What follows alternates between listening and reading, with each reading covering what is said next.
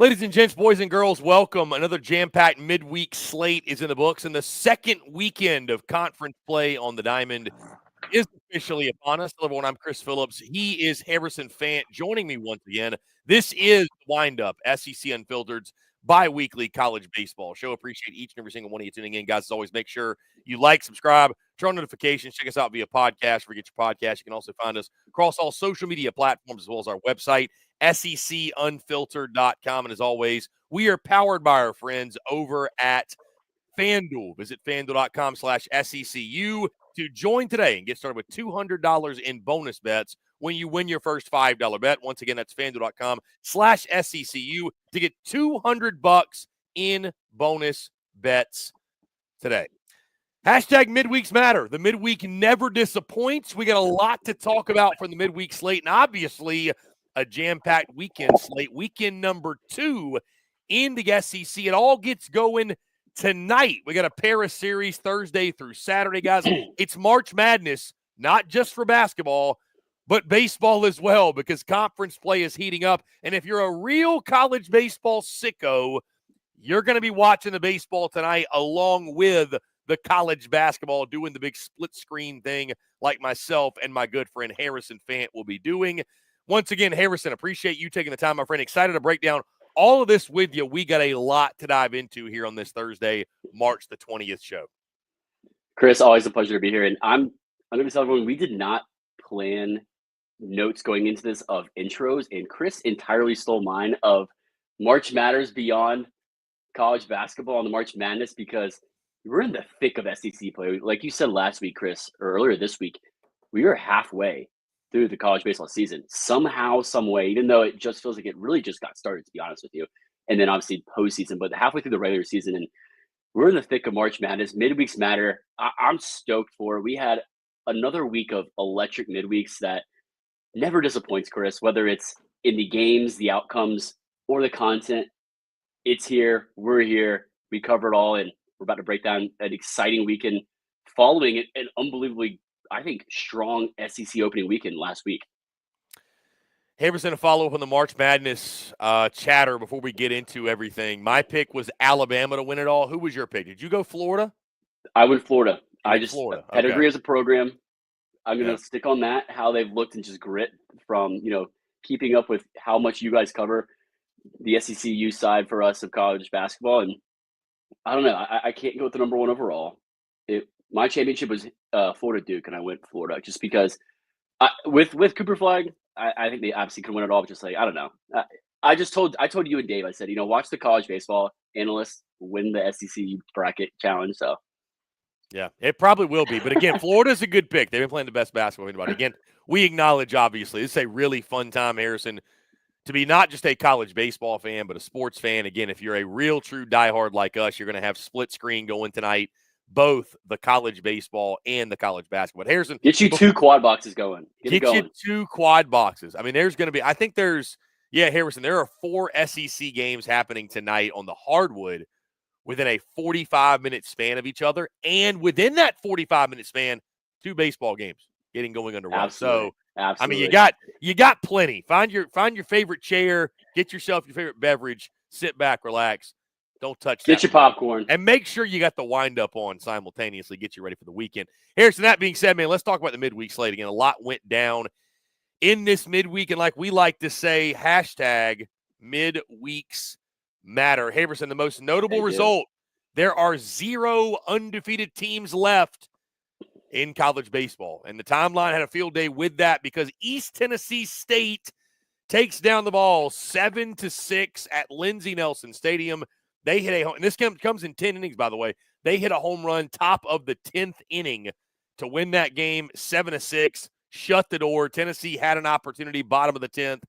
It looked like maybe they might walk this thing off, and East Tennessee State had their plans. Your thoughts on ETSU handing the ball as their first loss? Again, I went, Harrison, on a Tennessee radio station, actually Fox Sports Knoxville yesterday, talked about this game. As you can imagine, no reason to panic, but the 20-game win streak officially comes to an end. Your thoughts?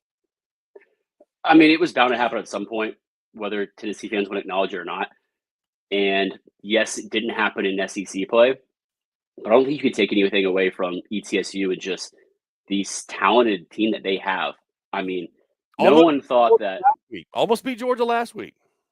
no one thought that they, should have had any business losing to ETSU, blah, blah, blah. Like, I don't want to hear that because they're a very talented team that I said when they played Georgia, I said it's going to be an absolute slugfest. They're top 3 in home runs, top 3 in ERA, and they can actually play with the big boys. And they proved that at Lindsey Nelson Stadium, hitting some absolute bombs and playing, their best brand of baseball. I haven't been following ETSU the entire season, but obviously keeping up with their stats and, the teams that they're going to play in the SEC. And I was like, this is not going to be a walkthrough of a midweek for any SEC team. And just, I think the grit, and like I talked about with KSU, Kennesaw State playing Georgia, just a lot of guys that didn't get recruited to go to Georgia.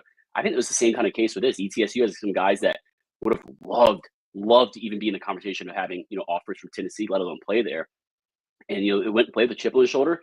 They hung with the big boys, and they took down the defending national champion, new number 1 in college baseball, in undefeated Tennessee Volunteers. But, at the end of the day, Chris, I think it was good for Tennessee. I hate when people say you learn more from losses than you do wins. Yes, it's true, but, I think Tennessee learns a lot from themselves in general and can learn how to win a lot of different ways with wins. But I think we're a little bit for Alabama now going in this weekend, Chris. They don't have that undefeatedness still. They don't have to worry about that. Tennessee's now got even more chip on their shoulder, and they're going to be rolling high down into Tuscaloosa. I think this is actually, Harrison, the best thing that could have happened in Tennessee. Just getting that loss out of the way, man. Yeah.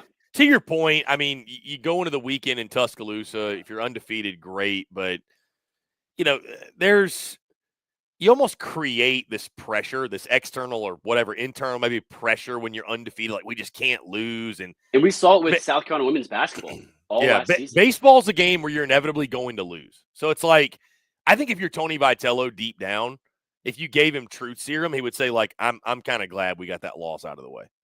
Now we lock in, we refocus. It brings us back down to earth. Our guys know we're not immortal per se, and we can go into Tuscaloosa kind of a fresh outlook and be like, you know what? You're locked. I'm not that they wouldn't have been locked in, but I think you get what I'm saying, right? Like, it levels you out a little bit. It brings you back down to earth. I think that can be Speaking of bringing down to earth, I think part of it was your fault with the whole Thanos. That was bad timing. That was very bad timing. Every single one of the Infinity Stones. And then you said, basically, can anyone stop the Vols? That's exactly what the caption said. Yeah, I literally said, can anyone stop the Vols? My favorite comments were, hey, East Tennessee State should be number 1 in the SEC baseball power rankings because they just beat the number 1 team in your power ranking. So, no, it was poor timing. It was, listen, one of 2 things jinx the Vols. Me or those new cream uniforms they rolled out. I don't know if they'll ever wear those again, to be honest. I don't know. I don't know. I don't think it was uniforms. They don't care what they wear unless it's black in 2024. Hey, but, I'm here to say, too, retiring the black uniforms, hate that move. Just hate the move. No, I bring back the black uniform. Bring back a new black uniform, but I completely respect it. Talking to Hunter Inslee about it and Tony Vitello about it after they won the national championship, it makes absolute sense. They knew backs against the wall all 2024 they were wearing black. They go to Game 3 of the College World Series Finals. Hunter Inslee told me, he goes, not even 20 minutes after the game, I texted V, we're wearing black. I respect it. It makes sense. I just bring back the black uniforms. At least, like you said, a new rendition. But anyways, Tennessee falling again. There were a lot of rival fan bases that thoroughly enjoyed the fall of Tennessee, which again I think is a compliment. It goes to show the type of impact Tony Vitello and his team have made, his program have made. When everybody's celebrating you losing, it's because you've done a lot of winning. Let's call it what it is. Harrison, that being said, the other game that, you could call an upset, I guess by ranking it was, but Southern Miss beats Ole Miss 6-2. I wasn't really surprised at this. This game being played at Trustman Park in Pearl, Mississippi. Dude, Ole Miss and Mississippi State, they got to not want to see Southern Miss on the schedule anymore, right? Their midweeks have been brutal and Southern Miss is a really quality club. And every year they are. Yeah, and Southern Miss is they're throwing their top-notch guys, they want to beat the bigger school, and Ole Miss and Mississippi State treating it like a normal midweek. Obviously, again, Southern Miss gets the 6-2 win. this doesn't change our perception on Ole Miss, but again, I don't think they want to see the Golden Eagles on the schedule anymore. No, I agree. I mean, I don't think any, I would hate come postseason that Southern Miss is a 2 or even at worst a 3 seed in your regional. I mean, talk about getting a low and short in the straw. That would be the worst if you got a 3 seed Southern Miss or like a 3 seed Dallas Baptist or something like that. That would be talk about a dagger. I mean, I hate that, but they're super competitive. It's a similar thing we talk about. Ole Miss, Mississippi State, Southern Miss, just like the pedigree of programs that they are. I mean, obviously, Southern Miss hasn't won a national championship, and you have Mississippi State and Ole Miss that win them back to back, respective years. And just that, I think the talent. There's so much talent that goes and plays in the state of Mississippi. And I know Texas A&M fans don't love me saying that, but it is true. And I mean, Southern Miss recruits very well. The Peak gets bumping.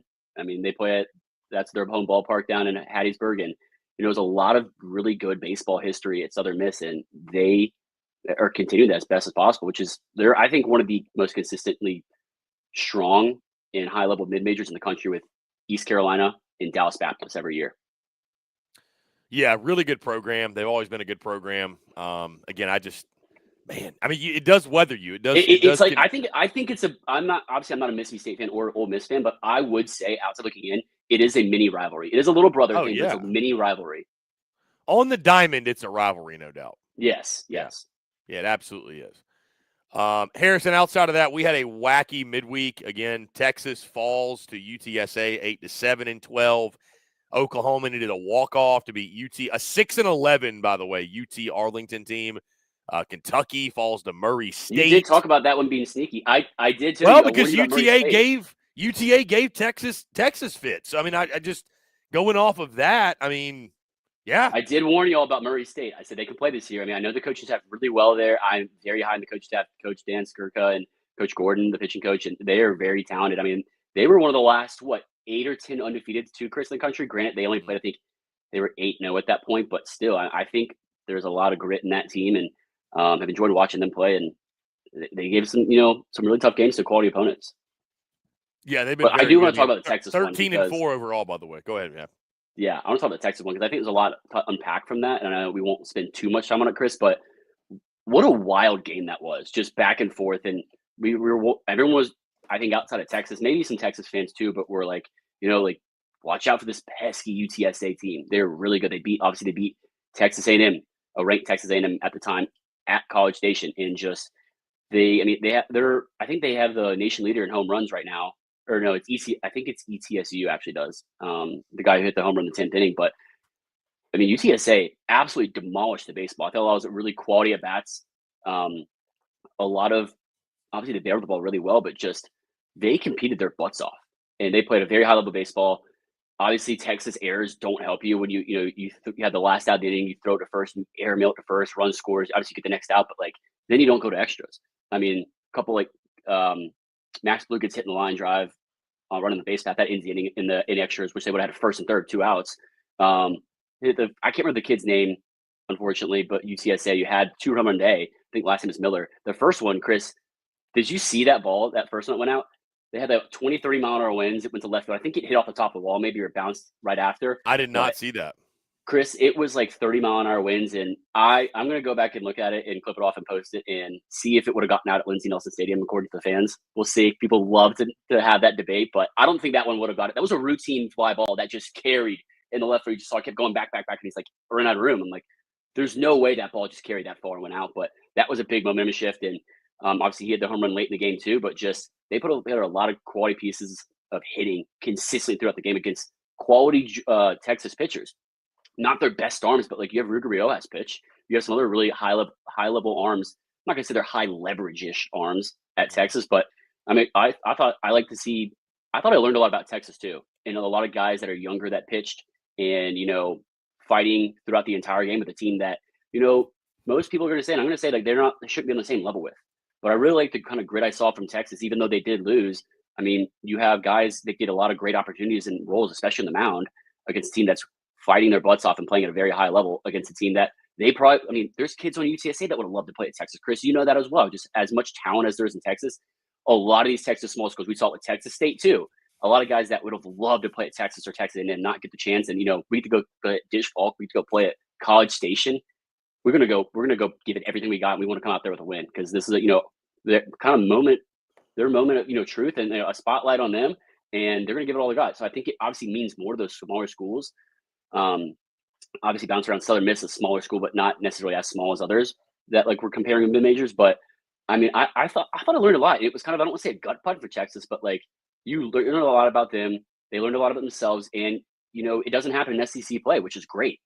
So what if it happens in the midweek? I mean, you don't want it to happen. It shouldn't happen in the midweek, quote unquote. But I think you do learn a lot about Texas, and they're going to be, not riding as high going into this weekend, hosting the former number one, now number 2 team in the nation in LSU. And I think obviously Sloss and Nolan Cain and Max Wiener are going to have the boys rolling and ready to go, hosting a very talented, very deep. We talk about how deep LSU's bench is this weekend. Team that they're not afraid to play at any venue. They'll play at Dish Falk. They'll play anywhere. But I think you do learn a lot about teams. I think seeing these scrappy teams that are smaller mid majors, you do get a great sense of getting guys that aren't your go-to guys in high leverage situations, so that when later in a series on a Sunday when it's a bullpen game, they've been in those situations before. I think it's going to carry dividends in like Tennessee, like Texas this weekend, and Ole Miss. Guys that aren't their go-to arms that have high leverage innings and experience playing in big games. So I really do appreciate that from playing talented mid-major teams to be long-winded. But I think you learned a lot about Texas too. I mean, other than the errors killed them, I know that, but I mean, there was a couple of good defensive plays. UTSA pitcher, Chris, just because we're both pitchers, obviously, absolute Jeter throw from down third base line to get the out. Unbelievable. Anyone who says pitchers are not athletes, fill up my comments because I will refute that till the day I die. Midweeks matter and pitchers are athletes. Those are two facts of the game of baseball. Yeah, to your point, I mean, listen, 2 errors for Texas, costly. UTSA, solid club. I mean, again, the thing you hate if you're Texas, similar to Tennessee, excuse me, you have a long winning streak come to an end. So 17 games you had won in a row, that comes to an end. But Coach Slauson and like the veterans on that, like, all right, so what? What's next? Let's start a new one. Again, like you said, you'd rather learn the lessons. You'd admittedly rather learn those lessons in the midweek and take those gun punches in the midweek. So yeah. By the way, ETSU is number 3 in the nation in home runs with 49, behind Tennessee and Georgia. I should have mentioned it earlier too, by the way, Harrison, because you mentioned the former number 1, now number 2 comes to town for Texas. We'll talk about that in a second. Tennessee, 0-1 is number 1. So there's that. There's also that. So I don't know. Maybe the number 1, maybe the number 1 ranking. Yeah. 0-1 is number 1. So what? Tennessee will play with the target on their back. They'll play hunting as they always do. So I have not a problem with it. They don't care either. No, yeah. Bama had a dramatic game. Harrison walking off 6-5 in 10 innings. That was an exciting game against South Alabama as well. We've got unbelievable midweeks, Chris. Oh yeah, the midweek was crazy. I mean, we had some really good games. We should note Texas A&M won their midweek. That's something they've, they're on ups. I mean, dude, they were down. This game was wacky. They played Texas A&M Corpus Christi. They give up 2 in the top of the first. They score 6 in the bottom of the first. They give up 4 in the top of the second. So it's 6-6 in the second inning. They win 17-7. Football score alert down there in College Station. Harrison, Florida wins both their midweeks. Florida and Arkansas, the only 2 with 2 midweek games.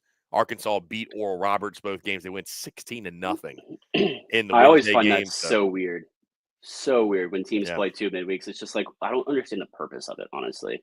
Yeah. I really don't. It makes no sense. But I do want to shout out from the Texas A&M game, Christian Smith-Johnson with the catch of the year. Absolutely robbing a home run, flying over the wall, the short wall and right, which is another, conversation you're going to have later. But absolute catch of the year that just saved 2 or 3 runs, but unbelievable catch. So I want to give him some props because midweeks do matter. That was an insane catch, and I made the point, and I mean, was half joking, half serious, but it's like, dude, when midweek teams are making plays like that against you, that's how you know it's not your year, man. So I don't know. Maybe A&M will make me eat my words, but man, I was just like, dude, like what else can go wrong for them at this point? Harrison, before we move off the midweek, anything else? Any final thoughts? Again, like you said, the 2 things we learned and we already knew: midweeks matter, pitchers are athletes. You got anything else? Any other takeaways? I mean, again, I think it was pretty – I say it was ho-hum. It was an electric midweek slate. It really was delivered. Yeah, definitely not ho-hum, but you learn a lot about your program as a whole when you lose or, even win close games. But when you get, guys that aren't getting a ton of innings or not your high leverage arms, like I'll just use Texas, for example, Dylan Valencia and Max Grubbs, in games when they're closing out, traditionally, and you have Rubio as in the mix, but you have guys other than that get opportunities. I think you do give them a lot of high leverage innings and opportunities and quality time on the mound, which I think is going to pay dividends down the road, except if you're Georgia, because every single guy is pitching every single game, it feels like. Yeah, I mean, that series this weekend for Georgia, the pitching staff, we'll talk more about that in a second. That one's going to be fun. Guys, again, we're going to get into the weekend slate. Again, midweek was electric. It just leads into Harrison. It kind of builds even more, not that we need it, the anticipation, the excitement for the weekend. Harrison and I, just like we did last week, just like we'll do every week, going to give our picks for each and every single SEC series. Guys, before we do that, I want to tell you about our friends over at FanDuel because, of course, as we speak, March Madness is underway. In this bracket season, FanDuel is letting you make the call because right now new customers can get $200 in bonus bets when your first $5 bet wins. That's $200 extra bucks to bet on everything. Clutch shots, the last-second heartbreaks, and even who's cutting down the nets. If you've been waiting to join, there's no better time. There's tourney action almost every day, and FanDuel has amazing bet types like spreads, totals, game props, and so much more. And again, myself, Dave Shoemate, our lead basketball analyst here at SEC Unfiltered, we're going to be dropping all of our picks each and every single day of March Madness. By the way, I know it's a basketball ad read, but they got college baseball spreads too. So you're tuned to the Windup. You can bet on college baseball. We encourage you to bet on college baseball. Bet on all the series, all the games. Take the run totals. Take the spreads. Whatever you want to do. Either way, tail us, fade us. Just make sure when you place your bets, you visit FanDuel.com/SECU, and you get in on the college hoops action all tourney long. Must be 21 and up and present in select states or 18 and up and present in D.C. First online, real money wager only, $5 first deposit required. Bonus issued as non-withdrawable bonus bets expires 7 days after receipt. Restrictions apply. See terms at sportsbook.fanduel.com. FanDuel is offering online sports wagering in Kansas under an agreement with Kansas Star Casino, LLC. Gambling problem, call 1-800-GAMBLER or visit FanDuel.com/RG. Call 1-888-789-7777 or visit ccpg.org/chat in Connecticut or visit mdgamblinghelp.org in Maryland. Hope is here. Visit gamblinghelplinema.org or call 800-327-5050 for 24/7 support in Massachusetts or call 1-8778-HOPE-NY or text HOPE-NY in New York. Once again, guys, we got a jam-packed weekend. The second conference weekend is officially upon us. Harrison, there's a sense of urgency already talking to different folks across the SEC. Again, like you mentioned, Harrison, crazy enough, and I hate to say it, all the chatter of here's the phrase we need to retire. Well, it's still early in the season. Guys, we're at the halfway point of the season. It's not early in the season anymore. It is early in the conference season, but the season is halfway over. That makes me shed a single tear. Again, with that being said, Harrison, let's deep dive into this. We got a lot to get into when it comes to talking all these different series. Let's start. We got two starting tonight, Thursday through Saturday. How about that? Thursday through Saturday baseball already. I hate that, first off. Hate the Thursday through Saturday series. Really? Hate it. Yeah, because you don't get the Friday night lights, everyone coming out for, all the Friday night aces. You're done with the work week. You got to go play on a Thursday. I don't think the ballpark's going to be as packed, but I'm not a fan of it. Like, baseball's a weekend thing. Obviously the midweeks do matter, but like that's a, 1 day a week. It should be. You shouldn't have two midweek games in the same week. I'll stand on that. But I would love to hear from the audience. Like, do you think they should retire Thursday through Saturday, or do you like? I get the Saturday? Easter Sunday one. 100% agree with that. 100% agree. But other than that, no. I feel like I'm not the only one who thinks that, though. Yeah, I mean, I get where you're coming from. I will say that. I get where you're coming from. I get it. Apparently, though, our friend Austin, thank you for the super chat, says Tuscaloosa's sold out. It's not affecting the crowd in T-Town. Apparently, we got folks telling us a lot of Vols in there, obviously a lot of Bama fans. Mac in the comments also saying hate Thursday through Saturday. LSU has multiple of those in SEC play. So you're not the only one, Harrison, that hates Thursday through Saturday. Might see you in Tuscaloosa. We'll see. Still trying to figure that out, but I will say this. I do think it's obviously more for the TV product than anything. I mean, I think that's – But I will say – if it helps have an us SEC get more network channel and an SEC network plus. If it helps us get more games on TV, I'm game.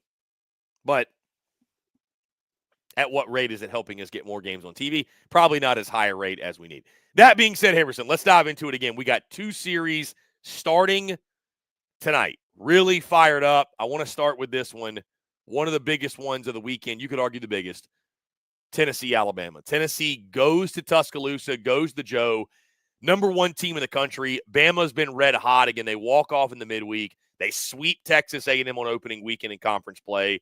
This is a team we saw in person, obviously, in Jacksonville in that tournament. They swept through that tournament.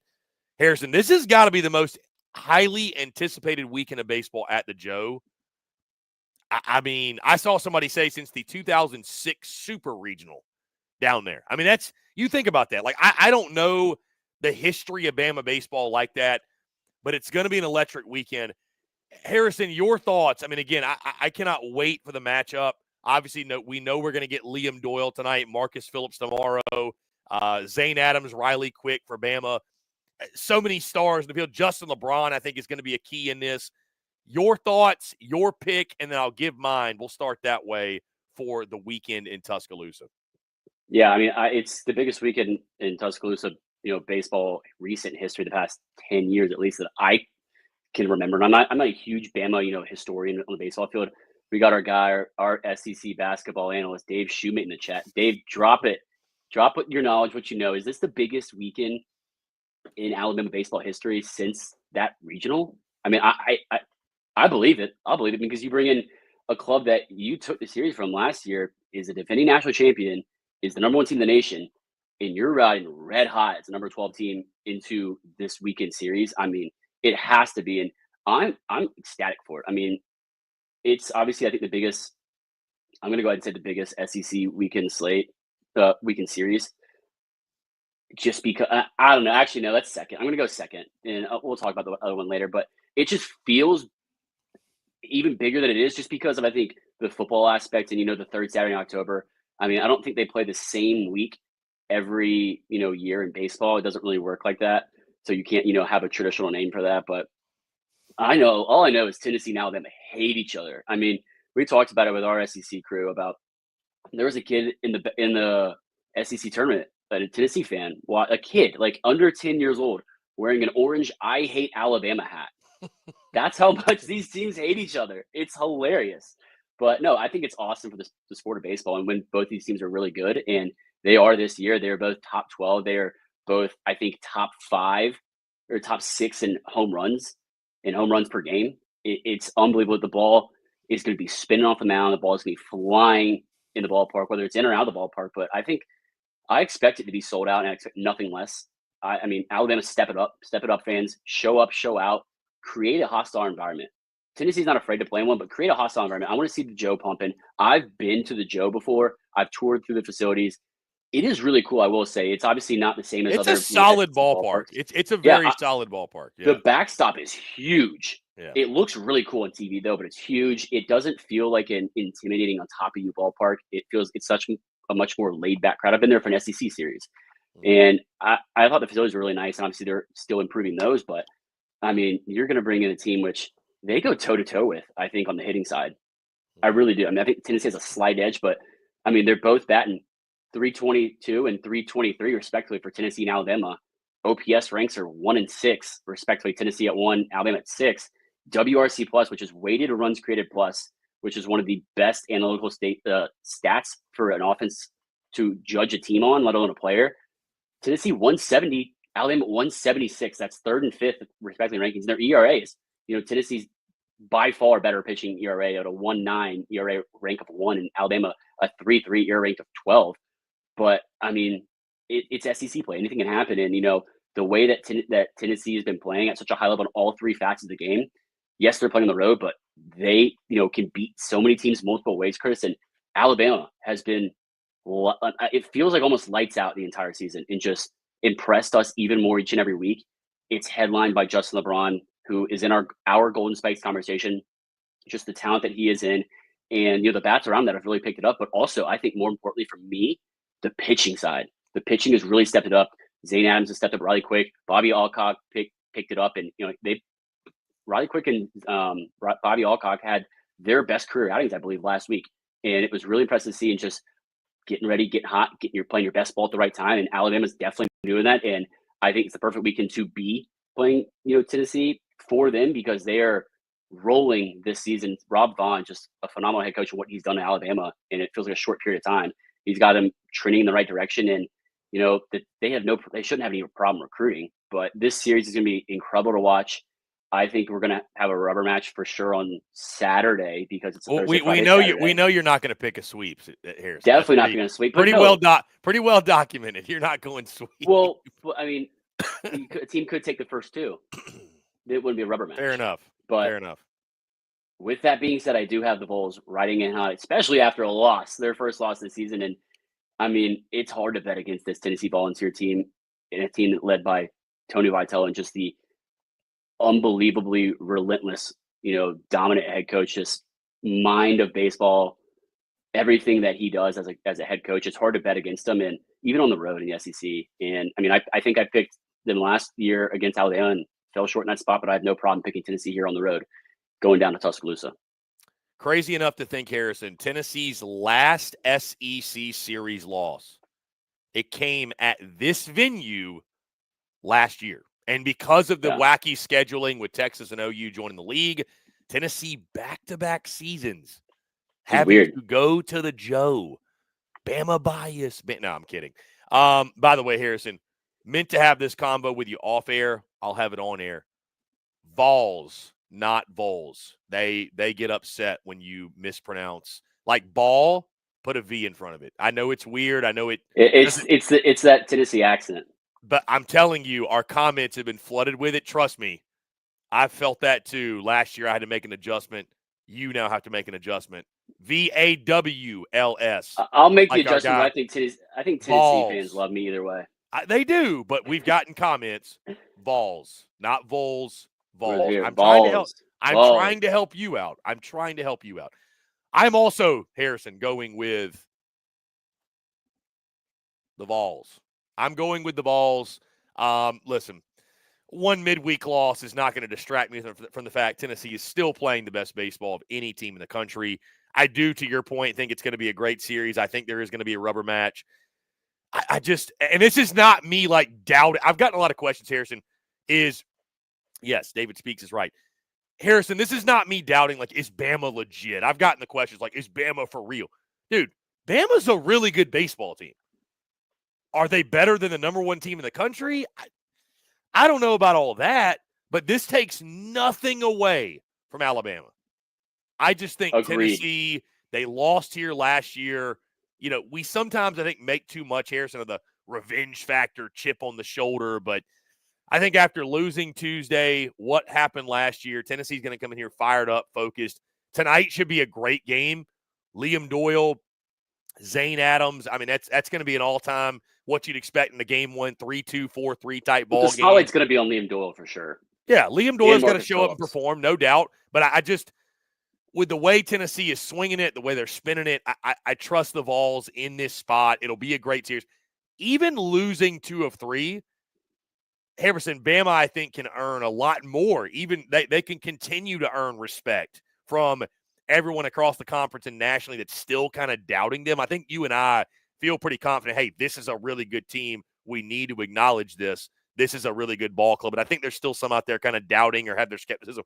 This is a really good team. But as I said on Tuesday, and Harrison, maybe I'll jinx them again, I think the Vols will be inevitable this weekend. I think Tennessee will find a way. I think they will win 2 of 3. Tennessee gets it done. Again, guys, like last week and every week, we're going to highlight our guy also, Jake McKeever, who on our baseball series Pick'em drops his pick along with us. Harrison, Jake's going with Bama at the Joe. So, hey, we don't have a clean sweep. That's fine. Hey, listen, you talk about a shakeup and some power rankings and Alabama. This is your opportunity. If Bama wins this series, Harrison, the conversation goes from, man, is Bama legit? Are they for real? Can they host a regional to this Bama team can win the SEC. 100%. We have to start having that combo if they take this series. We have to.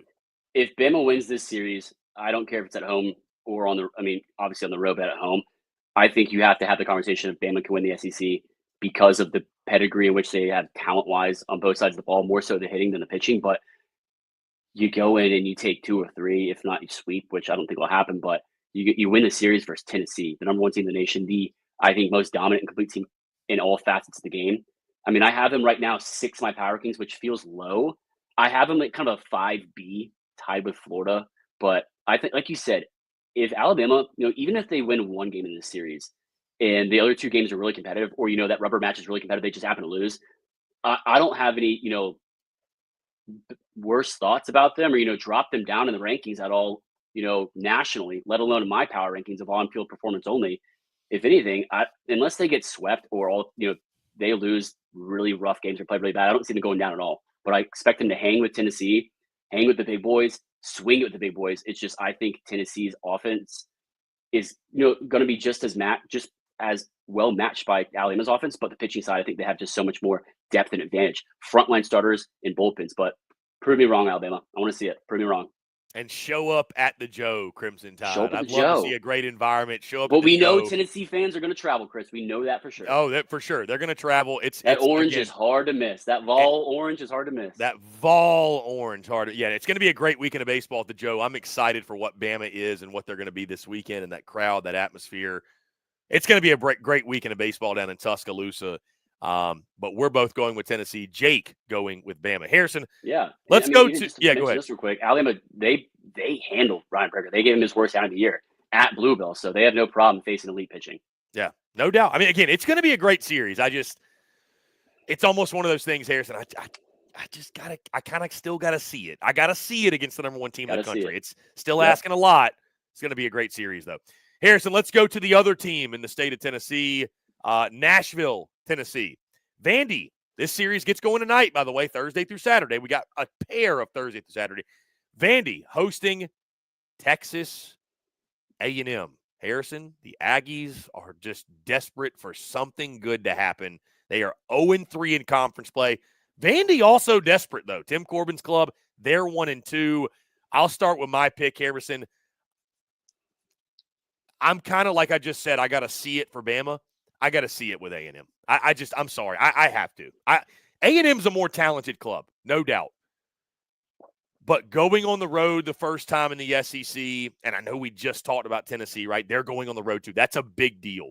Talking to some coaches around the conference, some coaches I'm close to, going on the road in the conference, it is a big deal.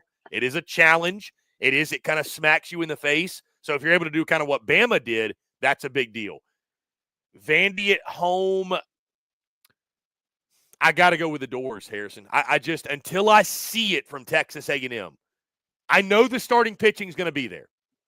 I know it is. I'm expecting some low-scoring games in this, but at Hawkins Field, until I see Texas A&M perform on a weekend, I got to go with Vanderbilt. And here's the thing, too.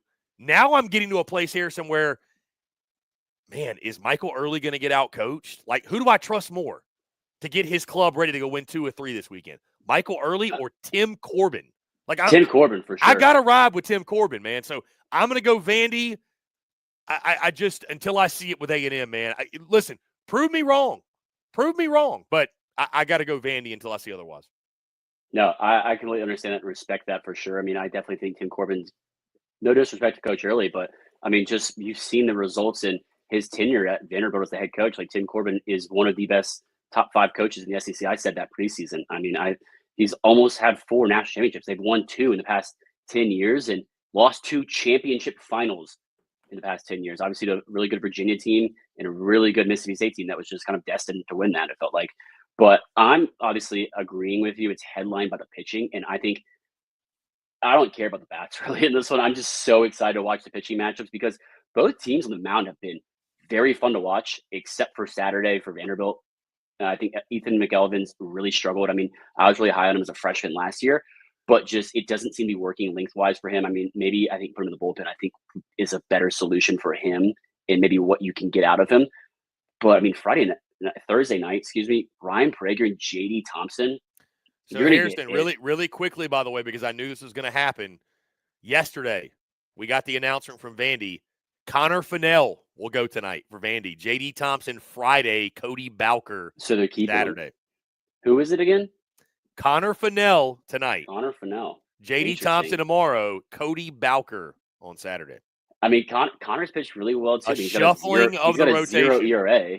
I mean, he's got a 0 ERA, and he's only pitched 5 2/3, but a .53 whip. I mean, his stuff is going to be able to play there. It's just I wonder what kind of length they're going to get out of him. But, I mean, obviously the strikeout to walk ratio is off the charts for him. It's almost 21 strikeouts per 9, which is unbelievable to see. He's walking less than 2 guys per 9 innings. Obviously, small sample size, but this is a team that which he can, go out and have a really good outing with a team that's struggling hitting-wise like A&M. But I'm still excited to see the pitching matchups all weekend. And maybe that's a good thing for, you don't have to use J.D. Thompson. I don't say use J.D. Thompson, but having J.D. Thompson pitch, in game 2 of this, which would be still his Friday night kind of spot, keeping him on track, I think, throughout the season maybe. But it's just going to be about who can have a 2-out hit with a runner in scoring position, 1 or 2 times in each game. And, I think both teams are going to, play decent defense. I think A&M needs to play very clean baseball on the defensive end. And that's what it's going to come down to is, clean baseball and, 1 or 2 base knocks with either, a 2-strike count, get the guy, over or in from second, or just a sac fly or, a 2-out RBI. It's going to be that small of a margin. I am going with the upset. I am picking A&M on the road. Tough thing to do, especially. Crazy to say it'd be an upset at this point, but it would. Yeah, it would. I think they're a large underdog. I think you have to say they're a large underdog. I mean, it's like, looking at the numbers and the metrics, I mean, they're, I think, plus over 400. I mean, it's like I looked at the Friday night or game 1, excuse me. This is why I don't like this Thursday start series. But game 1, like the projected score is 7.5 to 3. I know you can't really score half a run, but just numbers wise. And I just think maybe a business trip for the boys. They go, take care of business on the road and squeak out a series win. And, something's got to click. Something's got to give. The talent's there. It's just whether or not it clicks and falls into place. And I guess at this point, it doesn't fall into place, but gets pushed into place. You put in the puzzle pieces together. Give me a business trip for the boys, the 12th man. I think they go in and, upset Vanderbilt at home. Haverson, I hate to burst your narrative here, but per our friends at FanDuel, Texas A&M -1.5 tonight. Do not take that. Over under 9.5. Love the under. I think it's going to be a pitching duel. Yeah. By the way, side note, Tennessee -1.5 as well. So it might be series then. They're the plus whatever, but that's surprising that it's. I mean, I thought A&M favored in game 1. Interesting. Maybe Vegas hasn't made the adjustment on the Aggies yet. Or what do they know? I'll tell you this though. Again, I'm going Vandy. You're going A&M. Our guy Jake McKeever is also going Texas A&M. So for those of you out there that thinks Jake hates Texas A&M for some reason, he doesn't. Dude, we keep saying it every weekend though, man. Like this is what I was going to say.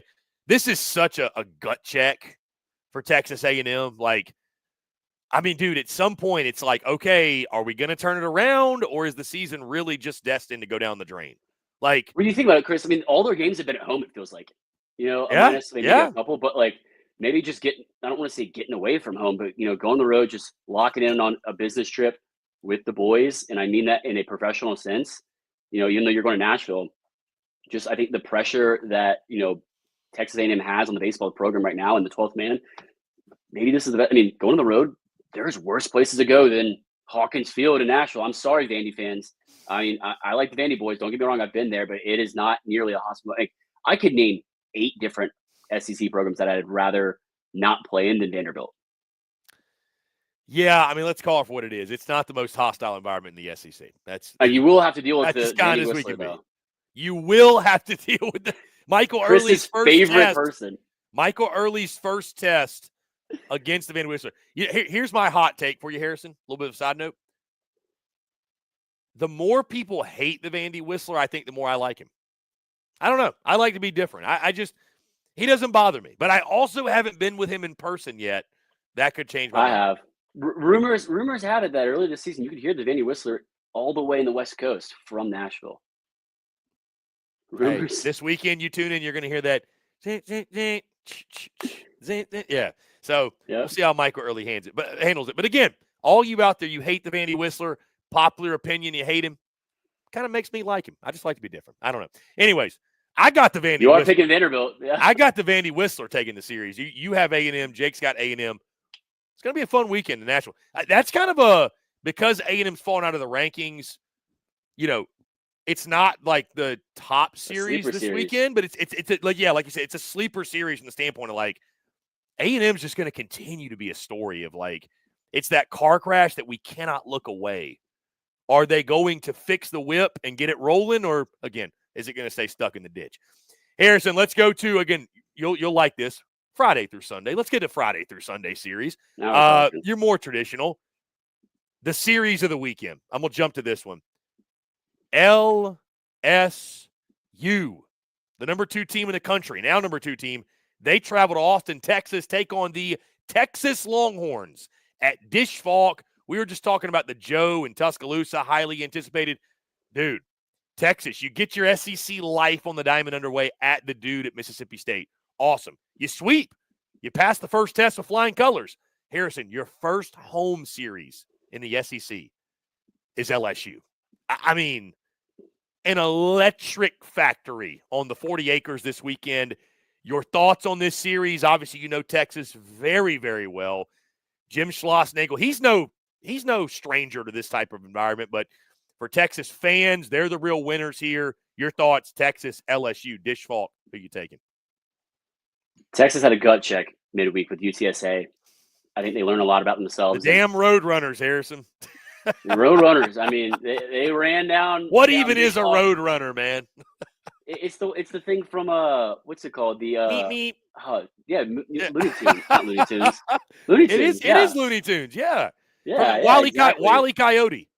Wile Coyote and the Roadrunner. Yes. Yep. Come on, exactly. Harrison. And Saturday morning cartoons. Come on. Two. I mean, kids these days, they don't even know, right? These Gen Zers have no idea. But no, 2 just of the most pedigree programs in college baseball history, towing it up, stepping over the line this weekend at Dish Falk Stadium, which I expect every game to be sold out, and I'd be disappointed otherwise. Harrison, side note, we get this series on the big channel Friday night. I think 8 o'clock Eastern. Let me double check on that. Which big channel? SEC Network.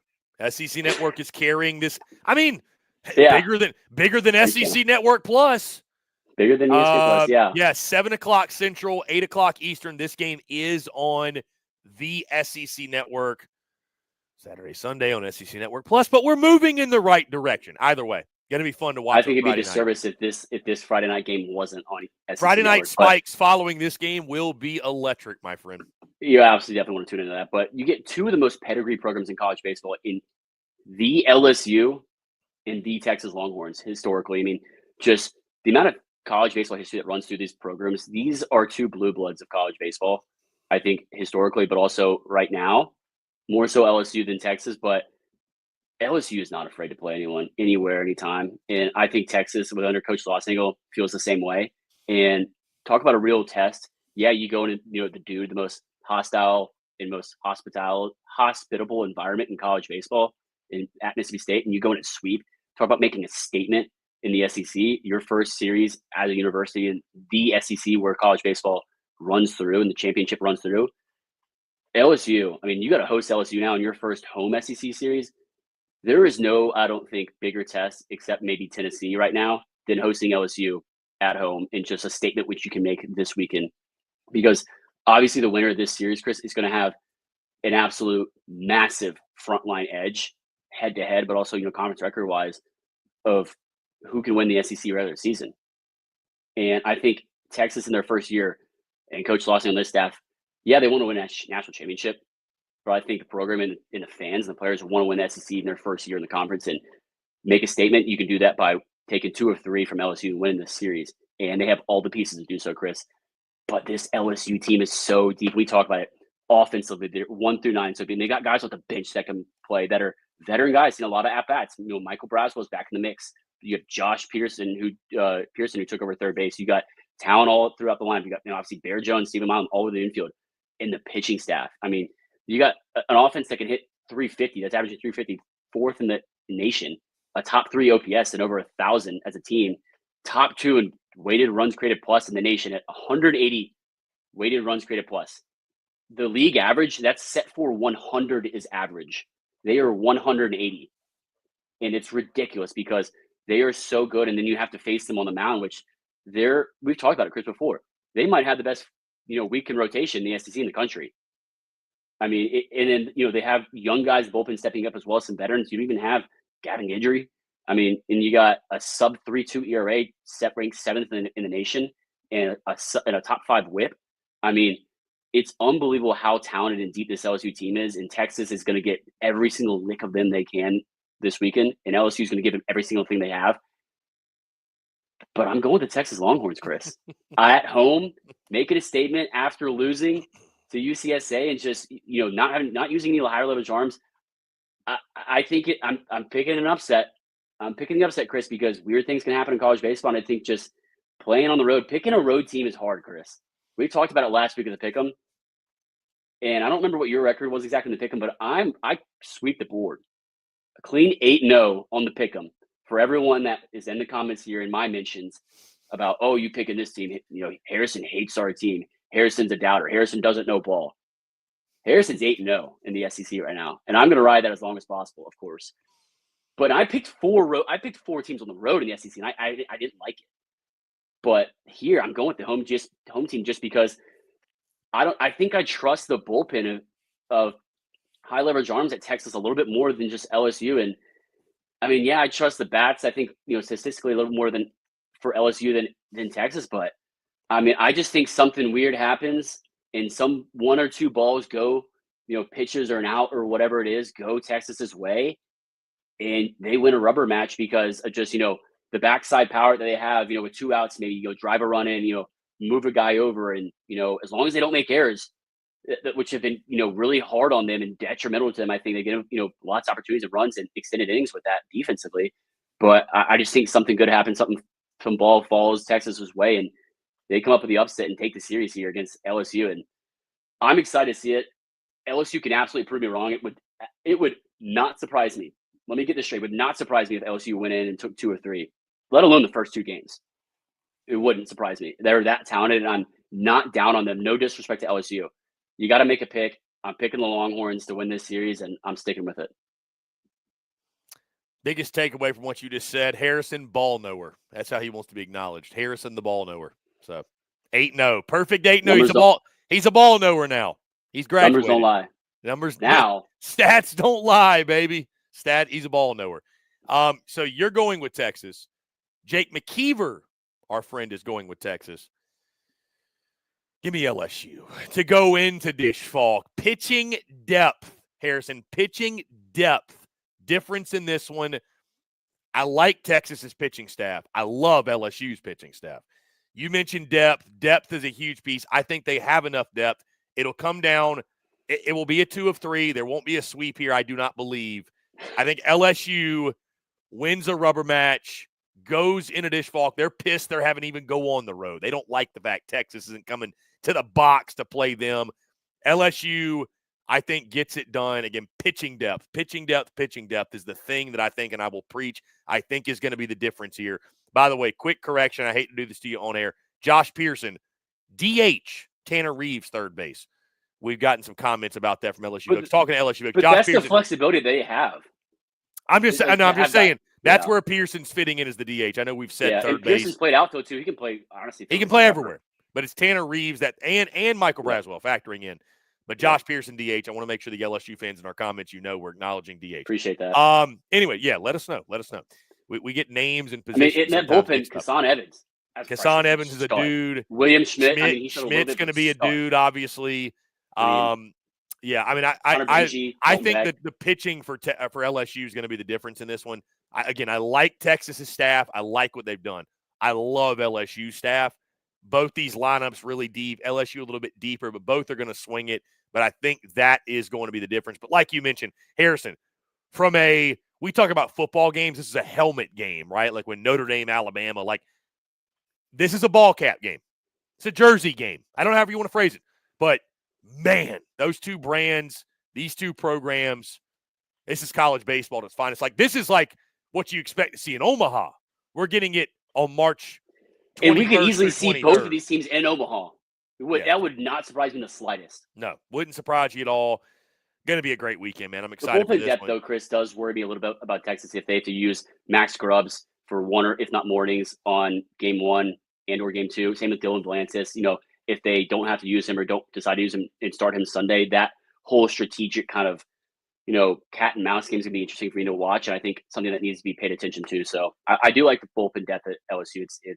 This is a tough pick, Chris. It is. It's very I think tough. this is probably the toughest I think one. you make a great point, Harrison. Going on the road, Texas fans are going to be rocking. Our guys occupy left field, going to be giving them hell. It's going to be occupied. But you know what? Here's the thing, too. LSU fans are also going to travel. I don't think Texas is going to be used to the amount of visiting fans that come in for a series like this. LSU fans are going to travel. So, again, I got the Tigers. You got the Horns. Jake's got the Horns. Harrison, I'm jumping around, but let's go to Gainesville, Florida. The Florida Gators. This is the other ranked on ranked Friday through Sunday. Florida Gators, who sit 0-3 in SEC play. They're looking to bounce back after getting swept by Tennessee. They host the Georgia Bulldogs. Harrison, I'm going to start with my pick, and I'll kick it to you because I'm going to be short and sweet. Georgia's going to get exposed this weekend. Listen, and I'm not a Georgia hater. I'm not like I love Wes Johnson. I shouldn't have to preface this, but a lot of dog fans that think we're haters, whatever. But I'm going to say this. Georgia, I don't have the exact numbers in front of me, but you've made a living with your starting pitching being terrible and you're out slugging people. Great. Good for you. That shit ain't going to fly this weekend. And Florida, Harrison, I'm going to call it. They're going to sweep Georgia. Florida's going to sweep Georgia in games. Georgia is going to get exposed. Because guess what? If you're falling down 3-0 or 4-0 against Liam Peterson, Aiden King, Jake Clemente, if he throws on Sunday, if it's Billy Barlow, whoever it is, you don't stand a chance. And this Florida lineup, Harrison, after going 0-3 in Knoxville, I guarantee you they are licking their chops. I don't think Georgia's got a starter with the ERA under 7. Florida takes the series. I think they dominate Georgia. This is going to be the wake-up call that we've been telling and warning folks about. You cannot survive in this league. Heck, talking to them down there, Harrison, they think the bullpen sucks too. They think the whole pitching staff for Georgia sucks. I think they're going to pick on them. Listen, you can run, but you cannot hide. Florida's going to prove that this weekend. They sweep Georgia on their home field. Chris, with that being said, I mean, Georgia's offense is one of the most lethal and dominant offenses in the country. They're top 2, and they're second in home runs per game and second in the lead of the country in home runs with 57. Outslugging Tennessee home runs 57-54. That's Georgia over Tennessee.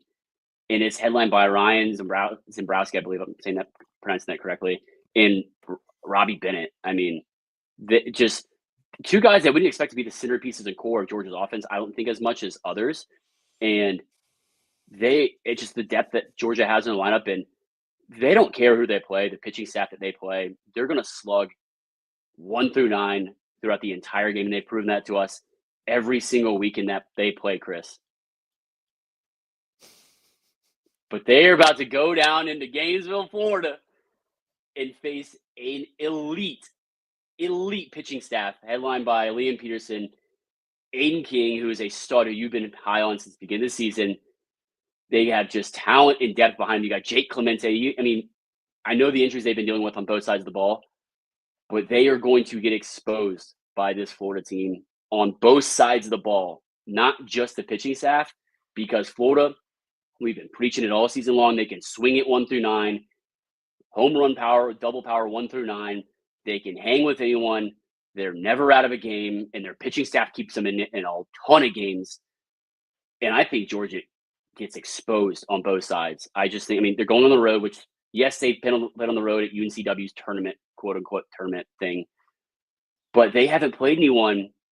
Yeah, this is weekend 2 of SEC, but they played Kentucky, who is not a slugging, power arm pitching team, even though they're middle of the pack statistically pitching-wise. Yeah, they short outing for Nick McKay, one of the top 10 pitchers statistically coming into SEC play. But they have not faced the depth of a pitching staff that Florida has. And after getting swept on the road at Tennessee, number 1 team in the nation, in the way that this series went, Florida has so much they want to prove, and they want to expose Georgia, and I believe they do so this weekend in Gainesville, Chris. Yeah, big rivalry series when you think about it, too. Florida, Georgia. Yeah. That's another one. They even touch on the numbers. To touch on the numbers, Chris, the pitching staff. I've talked about it all week. I've had Georgia people reach out to me and say, People that watch or big fans that, pay attention to the ball, but also cover the Georgia Bulldogs, talk about, all right, maybe you're right. The pitching staff is a concern, and it's not just the starting pitching. The bullpen's, kind of leveling out too. They've thrown an unbelievable amount of innings. I mean, the starting pitching staff, as a team ERA, Georgia's second to last, ahead of Missouri. They have a 5.14 ERA. And it's brutal to see. And yeah, they have a great strikeout to walk ratio, but they have a 1.4 whip, which is not good. But then you look at the starting pitching staff, Chris, last in the SEC ERA-wise, an 11.44 starting pitching ERA. Missouri is in second to last with a 6.93. Georgia's pitching staff has also only thrown 39 innings. 39 innings. And as good as Tennessee starters are, and at the length that they go, they've thrown 68, and they're still kind of middle of the pack. Georgia has their strikeout to walk ratio is not good. Starting pitching wise, 44-31 with a 2, just north of a 2 whip. Missouri in second to last with a 1.55. That's the starting pitching. The bullpen, the bullpen's middle of the pack. It's kind of leveled out a little bit. We look at what Kentucky's offense did to Georgia. They were in a slugfest with them. It felt like every game. Georgia's a 3.5 ERA for their bullpen, and their bullpen has thrown 149 innings, Chris. No one else in the SEC has even gotten over 95 innings in the bullpen. Georgia's at 149, and they give up 118 hits. I don't think it can get any worse. Georgia's pitching staff as a whole, just statistically, I guess it could, but it doesn't feel like it.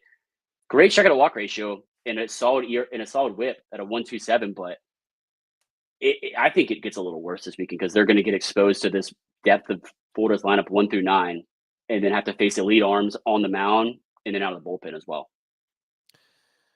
So you're going with Florida. I'm going with Florida. Our guy, Jake McKeever, he is also going with the Florida Gators. Again, I agree with you, Harrison. Again, this will be fun because it's a rivalry between the two, but Florida desperate at home. I just don't think Georgia's offense is going to be able to catch up and keep up after getting in a hole. You're not going to beat Florida 17-10 like you did Kentucky. It's just not going to happen. Nope. You cannot do it. So, no, Gators take the series. He's not picking a sweep, but he is going Florida. I'm picking sweep. I think the Gators. It would not be surprising to me if Sunday is a potential sweep game. Yeah, I think Florida dominates. Georgia exposes that pitching staff. Again, those numbers are crazy. Those numbers. Georgia is top insane. 2 OPS rank, and Florida's top 20, but still. Yeah, great pitching beats great hitting. I think Florida's pitching is going to hold Georgia at bay at least to a point where they'll get the job done. Harrison, let's go to Norman, Oklahoma. The Oklahoma Sooners hosting Mississippi State, a state team that finds themselves 0-3 in conference play. Your thoughts on this one? This is another very under the radar series, but a big one, no doubt. Yeah, I'll keep this one more short and sweet. I think it's gonna be a really competitive series. I think State's going on the road, business trip for the boys after getting swept and pretty handily swept by Texas, in which that's their first SEC series. But to do that, get swept at home when the open SEC play, gut punch for Mississippi State. And I think statistically they are still a very good team. They're a top 25 team statistically. I think they've had more road bumps and slip ups and losses than a lot of other teams, and are in the middle of the pack SEC wise. But we talk about how deep the middle of the pack of the SEC is. Mississippi State's kind of middle for that. Oklahoma I have in the upper middle, kind of like borderline that bottom, tier 1, top tier 2. And Oklahoma was in a dogfight, it felt like, with South Carolina in a rubber match on Sunday last week. And I think they're going to get a real test. There's no home field advantage, Chris. We talk about other ballparks I'd rather play in that are, I'd rather not play in than Hawkins Field. I'd rather play in Norman, Oklahoma. It's not going to be a hostile environment, I don't believe. Prove me wrong, Oklahoma. But I'm on board, Chris, with it's not an SEC stadium now. You have convinced me of that solely. But I just think it's, a gut punch from Mississippi State. They've been battle tested. They've played a lot of really good talented teams. And I think, they go in and prove some people wrong. And Oklahoma fans are not going to love it, but I'm picking the upset here. I'm picking Mississippi State. I think the offense can slug it better than Oklahoma's. And I think the pitching staff, is overall as a whole, Chris, just as good. I think if not a little bit better than Oklahoma. It's just not headlined so much by the Witherspoon twins, specifically Kyson Witherspoon.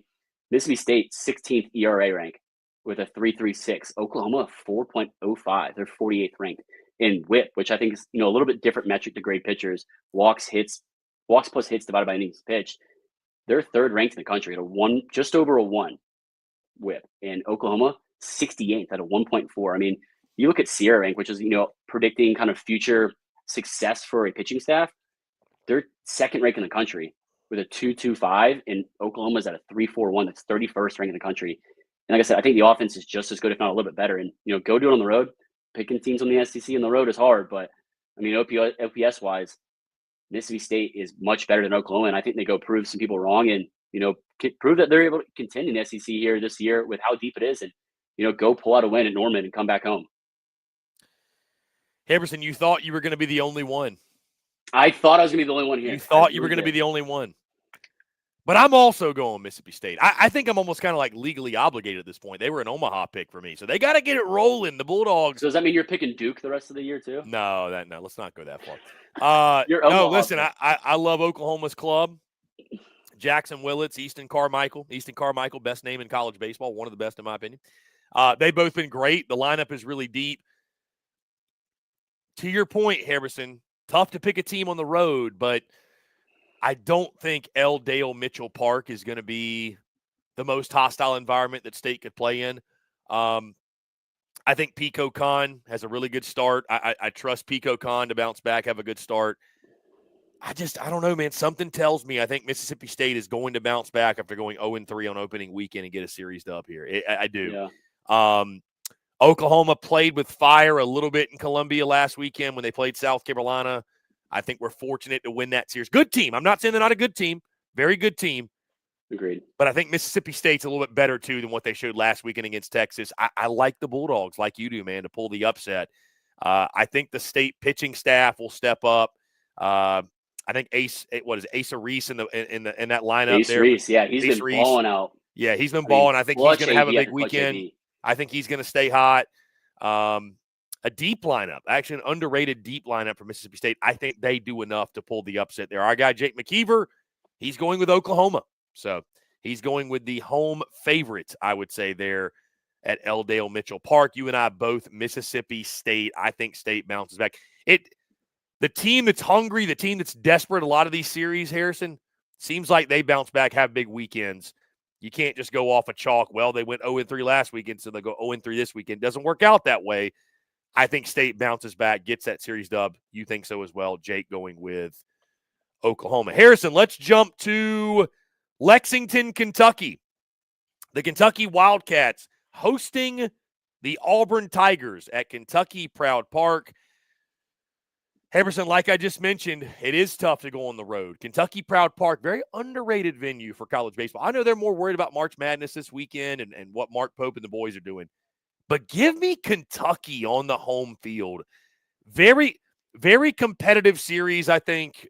Auburn liked them a lot. Sam Dutton's been fantastic for them on the weekends. A really deep lineup for Auburn. Auburn fans feel like they're disrespected. We don't talk about them enough.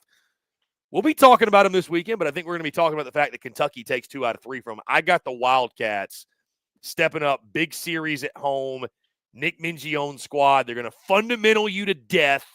I think they find a way to do that and take 2 games here this weekend. I mean, Chris, we talk about home field advantage. I mean, Kentucky Proud Park, underrated. They're underrated. They're saying it's underrated. They're saying they're disrespected.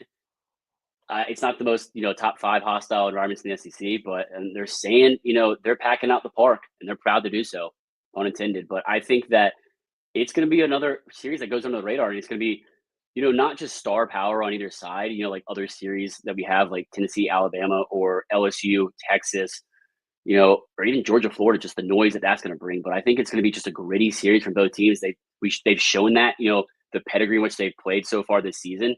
The Auburn against Vanderbilt series, I thought that was really just gritty and just, who has a clutch at bat, or, who just, makes a really, crazy, unique play. And they had great defense on both sides, I thought. And Kentucky, that's just their style of play as a whole. But picking on the road in the SEC is hard, Chris, but I'm going to go ahead and do so here with the Auburn Tigers that I think just edge it out. I think the bats are a little bit better than Kentucky's, honestly. And I know it's going on the road is hard, but I just think and you look at the stats of it. I mean, I just think they produce a lot more runs and, consistently have opportunities to do so better than Kentucky. I mean, OPS rank, they're 31st in the country, just under 950 for Auburn, and Kentucky just over 900, ranking 61st.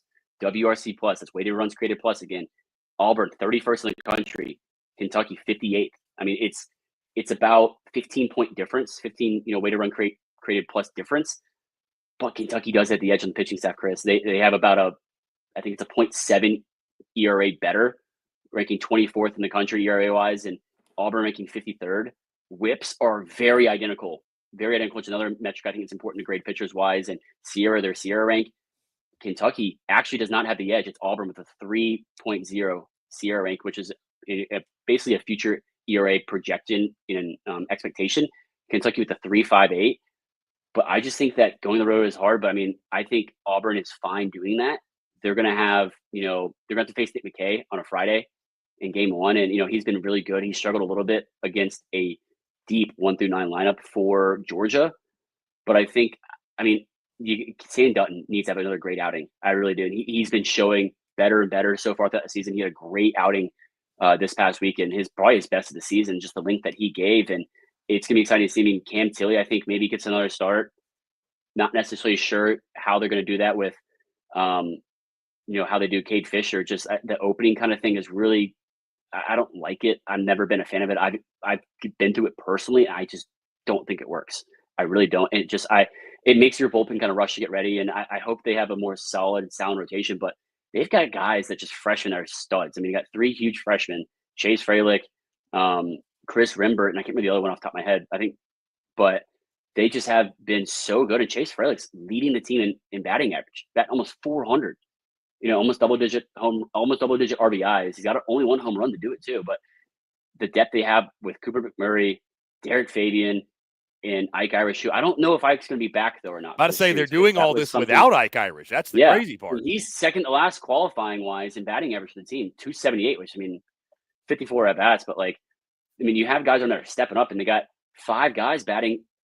8 guys batting over 300 and 3 guys batting over 350. So it's not a lack of offense. It's just a lack of, I think the length of starting pitching in the bullpen around it and, playing clean defense. But I think Kentucky, I don't think they take care of business at home. I think Auburn goes in and pulls off an upset and comes home back to Auburn, Alabama with a series win. And that's 2 series wins in a row I think they're going to have. In kind of a similar gritty series how it was with Vanderbilt. I think it's going to be the same kind of style of play for both teams. And Auburn is not going to be afraid of that, and they're going to be used to that, playing it back-to-back weeks. So give me the Tigers. Okay, so you're going with Auburn. Would it be an upset? I don't know that it would. No. I technically on the road, but I guess when you're on the road, it feels like an upset when you're on the road. But to be fair, you're going LSU on the road an upset. No, I wouldn't say that. I wouldn't go that far. A weird feeling. It just depends on the matchup. But I'm going Kentucky. You're going Auburn. Our guy Jake McKeever also going Kentucky. Second straight weekend he's picked Kentucky, by the way. Picked Kentucky last week against Georgia as well. So Jake's high on the Cats, man. He's got cat scratch fever or something. I don't know what's going on, but he hates the SEC North. Yeah, true. Yeah, true. So Jake going Kentucky. I'm going Kentucky. You're going Auburn. That's going to be, again, another very under-the-radar fun series to keep an eye on. Harrison, let's go to Fayetteville, Arkansas. The Arkansas Razorbacks hosting South Carolina. I'm really surprised South Carolina sticking with that same weekend rotation.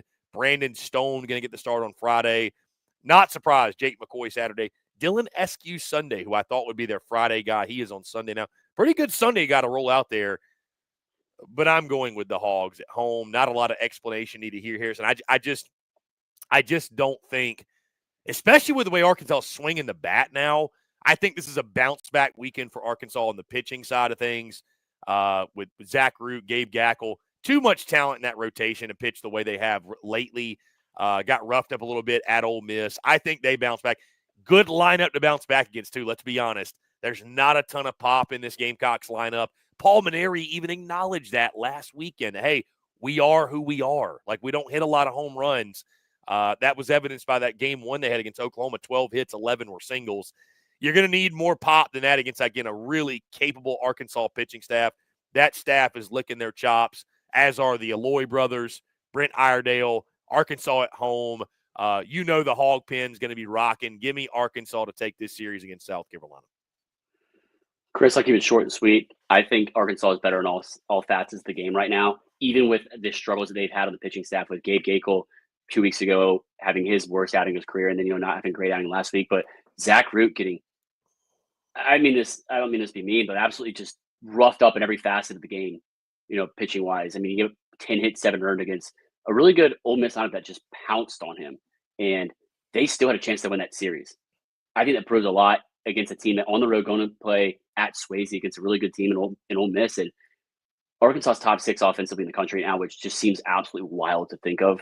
I mean, I don't think anyone would imagine that for us. I mean, they're top 6 in home runs at 47. That's over 2 per game. I mean, I just think that they're way more talented on the pitching staff than South Carolina. I thought Tyler Pitzer maybe should have gotten a start.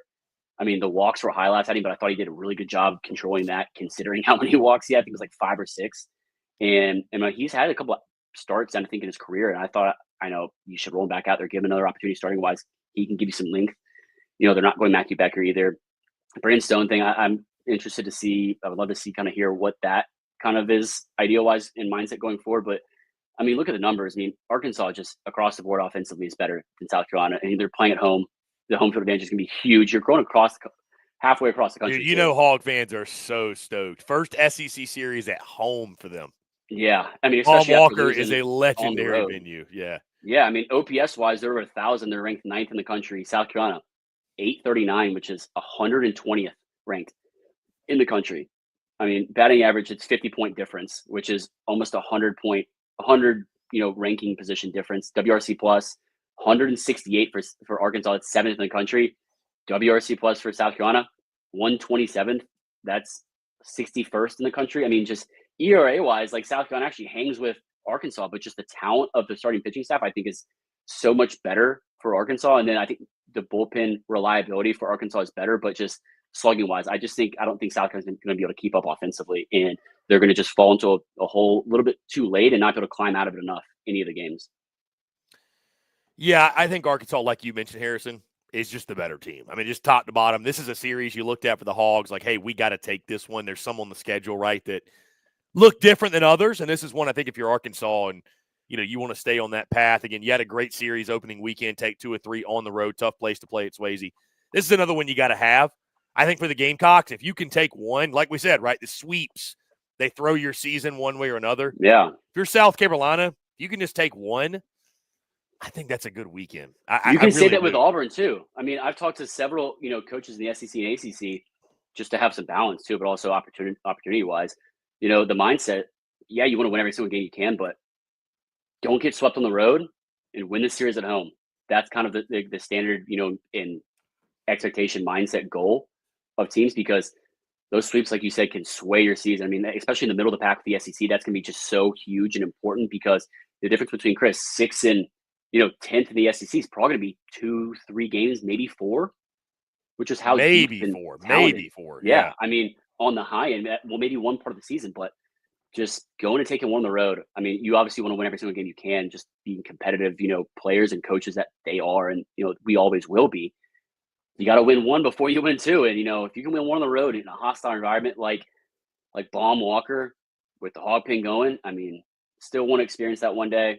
Hopefully they're super hospitable to me when I make it out and connect with them, but I just don't see it happening for South Carolina this weekend. Yeah, we've got Arkansas. I got Arkansas. You got Arkansas. Jake McKeever has Arkansas as well. That's consensus across the board. I guess y'all know ball then. We're all big on the pig this weekend. We're all big on the Hogs. So woo pig. Hey, I love the taste of a pig. Get a lot of good meat from now, that. You ain't got to say all that, Harrison. Come on now. We went too far. He went too far. He takes it back. Anyways, woo pig this weekend. Harrison, final it is woo pig this weekend. Yeah, it is woo pig. Final SEC series this weekend takes us to Taylor Stadium in Columbia, Missouri. No one probably knew what you meant by Taylor Stadium, just to be honest. Yeah, if I said, how many people out there know who Taylor Stadium, who plays at Taylor Stadium? They're like, I don't know. Anyways, this is Mizzou. Mizzou hosting Hotty Toddy, the Ole Miss Rebels. Go to town. Harrison, I'm going Ole Miss in this series. That's not going to shock anybody. Here's my hot take. Mizzou's going to win a game. Mizzou is going to take one of these games. This is going to be an uncomfortable series. And I haven't looked at the weather. Let me check. Because talking to SEC coaches, this is a series you don't look forward to from the standpoint. Like, you would think right now that, and I could be It'll be fine totally, this weekend. It'll be fine. Is it going to be what? Dude, Friday, here's the 64 thing. high, 39 low. But, hey, you're playing at night. Like, the lows are going to get to 36, 48, and 38. I'm just saying it's not going to be I see 39, 53, 40. This is perweather.com, Harrison. Argue with a wall, my friend. Argue with a wall. All right? You know I'll do that. Argue with them. Argue with them. Either way, I'm just saying, weird place to play because it's so underwhelming. Mizzou showed me last week. They fought with LSU. They bring that same fight, Harrison. They're going to win a game. But I got Ole Miss taking the series. Hunter Elliott, that pitching staff, what they're doing in the lineup with Judd Udemark and other guys, Luke Hill, that fantastic freshman whose name escapes me for some reason. Yeah, I think Ole Miss takes the series, obviously, but I think Mizzou takes the game. Really? Which game do you think they take? Give me Saturday. I think we're going to have an unexpected rubber match on Sunday. Unexpected. No way. Very unexpected rubber match, yes. I'm going to agree with you in the sense that I think they probably take a game, and if so, the only chance they do is on Sunday because I don't think they're going to against. They're not beating Hunter Elliott. I can tell you that much. They're not. And then the bullpen bullpen are going to roll out there, and I don't think they're going to beat Riley Max, who I think is going to have a much better outing than last week. But the freshman name that you're talking about that I've been really high on since I've started seeing him blow up, Hayden Federico. There we go. Hayden Federico has been unbelievably tearing it up for a freshman. He's batting over 300. He's got the power to all fields. He's got, I think, what is it? I don't think I think he's about 10 RBIs right now. I don't think it's anything crazy, but just like he looks so mature in the box for a freshman, and just like it's not like a freshman year for him. He feels way more comfortable than I think than you'd expect for a freshman, and he's playing every day. I think he's leading off. I mean, like to be on a leadoff role to do that, like come on. But like I said, I don't think I'm just going to obviously say I think Ole Miss. I have Ole Miss taking the series. I'm not going to say a sweep. Would not surprise me at all. But I do think Missouri puts up a fight. I mean, I don't think it's on Friday because of just the frontline arms that Ole Miss has, the bullpen they'll use. But offensively, rank wise, I think they if they win on Sunday, it's a low scoring game because I don't think they're going to keep up slugfest with Ole Miss if it gets to that. Like it'd have to be like a 4-2 game, something like that. But I just think another environment which I'd rather play in than a lot of other venues, Taylor Stadium in Columbia, Missouri. But I think you've been there, right? You've stopped by there. I have been there. You have. I have not. I have not been there. I have been there on the way back from Omaha and the journey that was. Thankfully, though, you're not as bold as our friend Micah over It Just Means Less to say that Carrick Jackson's journey to getting Mizzou baseball to Omaha is underway. I had to clap back. He gives them 3 years, which you could give him. I said there's a better chance Mizzou goes 0-30 in SEC play that makes Omaha. You could give him 8 years. I still don't think, just with the depth of the SEC and the gauntlet that the postseason will be. But no, I mean, I think it'll be a competitive series more so than people think. But I do think Ole Miss will, have control of the series almost, if not the entire series, unless they, lose and drop a Sunday game, which Missouri just fights and claws their way to a low-scoring win. Harrison, as expected, our guy Jake McKeever, he is also going with the Ole Miss Rebels. He is not bold enough to go MIZ. I can't wait till the first weekend where one of us is bold enough. I don't know when it's going to happen. Is there a weekend? I don't know. This would have been a good weekend, though, honestly. Interesting comment. Ole Miss riding high after a series win, an upset series win against Arkansas at home. Oh, sheesh. No, Hog fans are going to block us if you say that. Don't do that. Don't do that. They hate Mizzou.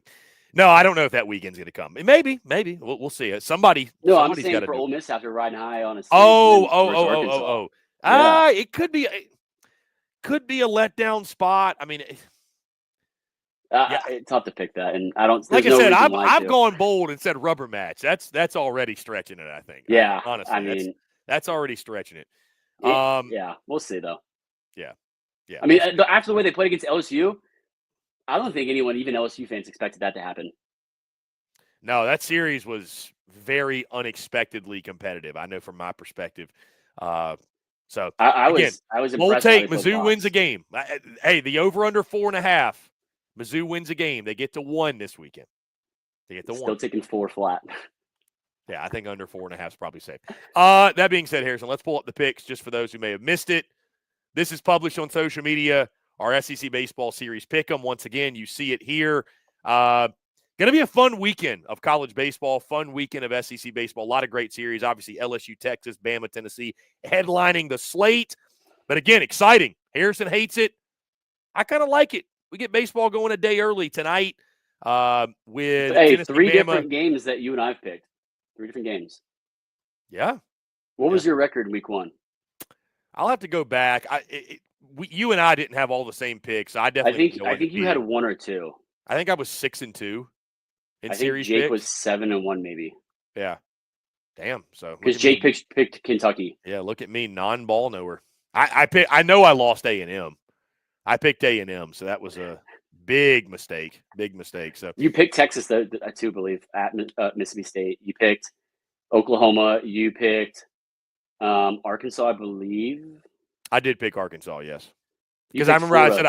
I said I was scared about that one. I did pick Florida, yeah. So I think you are 6-2, yeah. 6-2, yeah. You picked Auburn too? I did pick Auburn, yes. So I think 6-2. Picked Georgia to beat Kentucky, yeah. So we'll keep up with the records, guys. We'll see if our guy Eric Reese. I don't know if there's room on the graphic to put records, but we'll keep up with it either way because we'll figure it out. I know Harrison wants to tout himself as supreme ball knower here at SEC Unfiltered, so we'll give him that title for now. That being said, Harrison, really fun stuff. You and I could go all day talking college baseball. Obviously, we love it. You guys love it. That's why you're tuned in. Let's get to a few comments. That's why we're long-winded at times. It's just like there's so much to talk about with each series. Trying to fly through it, it's hard. Yeah, you want to hit on things, and then people be like, "Oh, well, you're not even going to talk about this." Well, it's we can talk 20 minutes on each series. Yeah, no, we love it. We love it. Let's get into some comments again, Harrison. They will let you know no matter what fan base, they'll correct you. Max says it is Kason Evans, not Kasan Evans. It's Kason Evans. One of my frustrations with the English language. Prime example number. Doesn't feel right. That doesn't feel right, but it's Kason. It doesn't. Well, I mean, I'll be honest, Mac. Like I've watched, I'd say 90% of the games on mute because you can't have all the audios going at once. And so I didn't have the audio from several. I didn't know it was Kason Evans LSU either. Games. I mean, I'll tell you, it wasn't my prime focus last week watching LSU Missouri. That's for sure. Yeah, no doubt. Harrison, let's see after this one. Tucker Brantley, Tennessee losing as soon as they get the number 1 spot is such a Tennessee thing to do. They're still a great team, so don't come at me. I just thought it was funny. It was ironic timing, no doubt. Hunter says, Florida's 15th in the conference in bullpen ERA. Is that any cause for concern against this Georgia lineup? Harrison, your thoughts? I'd say I would say something to worry about, like keep an eye on. But, I mean, you face the most lethal offense in the country that exploded in 1 inning of game 2. So I think that's a little bit swayed. But, I mean, I tip your cap to that and, noticing that, obviously. But I think you're going to face a lethal lineup in Georgia. But I think they kind of settled that down. You're playing at home. I'm not too concerned with it. They've got to find a replacement for what Menendez was for them. They've obviously lost him. Kevin O'Sullivan confirmed. And then you move Aiden King from the bullpen. Yeah, they've lost him for the season. So, I love McNeely. I love Philpott. I think those guys will have a good weekend. But, to your point, bullpen depth, no doubt. Bullpen depth is a concern for a lot of teams. Florida is one of them. That is a great stat, I think, Hunter, that you bring up. Outside of that, let's see. LJ says during conference play, midweek losses mean absolutely nothing. Now, losing to these teams during non-conference play does matter more. We just say midweeks matter, period. How about that? Midweeks matter, period. Doesn't define you, but anytime you strap it up, they matter. You ask any former ball player, hey, you want to play one more midweek? They'd love to. They'd love to strap it up one more time. They matter. Yeah. Chris, to throw this one on, I mean, talk about it again. You don't want to see Southern Miss on the schedule. You don't. No one does, let alone a Mississippi school. That's for sure. You do not want to see Southern Miss on or the regional schedule. Yeah. No, or in a regional. No, you don't want to see them, or you don't want to go there for a Super, although Tennessee did beat them a few years ago. I'm going to throw this out there, too, because our guy over at AYS Sports. Oh, Blake, hey, no gumbo or crawfish for you, Harrison. He's betraying the Bayou. Betraying the Bayou. I just want remind you every week that I don't pick LSU. I'm going to remind you. I picked them to win the SEC. Yeah, you did. You did. Just saying. I just want them to share their gumbo and crawfish with me, admittedly. Absolutely. So LSU fans forget that. I did. Yeah. I mean, it seems to be working so far. We'll see. Long season ahead. Harrison, always really good stuff, man. Let's go ahead and wrap it up. Appreciate you, my friend. Appreciate y'all tuning in, guys, as always. This is the Windup, Monday, Thursday. You know where to find us, noon Eastern. We're always live. Talking all things SEC baseball, dare I say the best SEC baseball show on the internet. I stand on that. Harrison, fantastic, man. Really appreciate it. Really excited. Again, we get going tonight through Sunday. I mean, this is a great weekend to be a sports fan, but a great weekend to be a college baseball fan as well.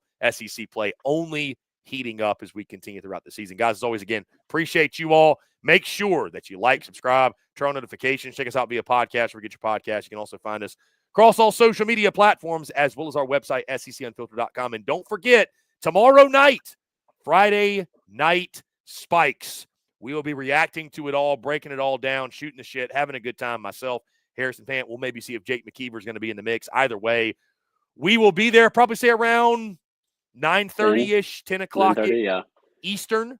So there will be some baseball going on, obviously, with LSU Texas going at 8 o'clock Eastern.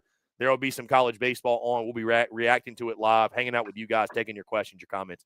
Going to be a lot. Hey, and if anyone needs some extra bullpen depth, our guy, Dave Shoemate, just give him the pill. Let me go 7+. He'll go out there and throw 60 poo, no doubt. 60 poo will get it done. Hey, that submarine guy for ETSU against Tennessee was filthy. He did a phenomenal job. Not seeing that kind of arm slot when I did want to mention that from earlier, but that was a big piece of why I think they kept Tennessee's offense at bay. You can't simulate that change piece that Dave's going to throw at you. So that fastball that looks like a change. But you can sit on it because you got a lot of time. Yeah, you got a lot of time. You can make a sandwich before it gets there. We better see Dave the Joe this weekend though. Dave's got to get to the Joe. He's got to get to the Joe. Get to the Joe if he's a real Bama fan. If you mean it, get to the Joe. Harrison, really good stuff, man. Appreciate you again. Appreciate y'all tuning in. Make sure you tune in to Friday Night Spikes tomorrow and check us out everywhere I mentioned. Again, thank you all so much. This is the Windup SEC Unfiltered's bi-weekly college baseball show. Be sure you like, be sure you subscribe, hit the bell icon, get notifications so you stay up to date with everything we're doing, not just the baseball content, but everything else as well. Once again, guys, for Harrison Fant, I'm Chris Phillips. Appreciate each and every single one of you tuning in. Y'all have a great rest of your Thursday. Enjoy the baseball starting tonight. Enjoy March Madness. We'll catch you tomorrow night on Friday Night Spikes.